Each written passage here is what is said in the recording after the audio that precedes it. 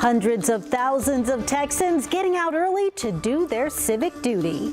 With just over 20 days until the election, check out the long lines we saw outside polling places in Travis County on the first day of early voting. Whew, that's a lot of people. Now, this is video from the Arbor Walk Mega Center in North Austin, where you can see the line wrapped around the building and doubled back into the parking lot. More than 35,000 people cast ballots in person in Travis County today. That's more than we saw on the first day of early voting in 2016. But election officials say today's voting didn't come without a few problems. Patrick Perez is live at the Ben-Hur Shrine in North Austin, which saw some of the longest lines today. Patrick?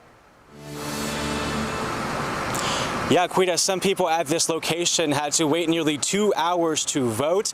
We also saw lots of long lines at some of the other locations here in Travis County, as you saw in some of that video. And the Travis County clerk tells me the turnout today was just a lot bigger than they had expected it would be. I actually waited a little over an hour, for about an hour. It was a common sight at many of the 37 early voting polling locations in Travis County. Long lines filled with people eager to cast their vote. Would you like a water? This group of volunteers helped pass out water and snacks to keep people excited. Just thought it would be a good idea to make sure that people who are standing in long lines have, you know, snacks and water to keep them cool and so that they can stay in line and actually vote today when they want to vote. The Travis County Clerk's Office says more than 32,000 people voted on the first day of early voting. We knew that today was going to be a big day. It's bigger than we thought. This high turnout meant the county's online wait time map was a little misleading. The scale only went up to over 20 minutes, but that could mean an hour or more. I agree that when you have an hour line, it's not helpful to tell voters that it's more than 20 minutes. That's not helpful. By the end of the day, county leaders changed it to be more precise, with red now meaning more than 51 minutes instead of more than 20. And at several locations, there were problems with the ballot scanners, worrying some people that their vote won't be counted. Travis County Clerk Dana Debevoise says there's no need to worry. We actually scan it.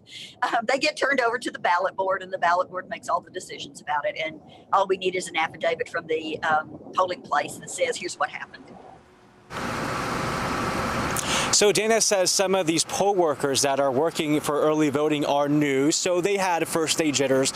Let's be real, we've all been there. But she says the process should be a lot smoother moving forward now that they've had to repeat these steps multiple times.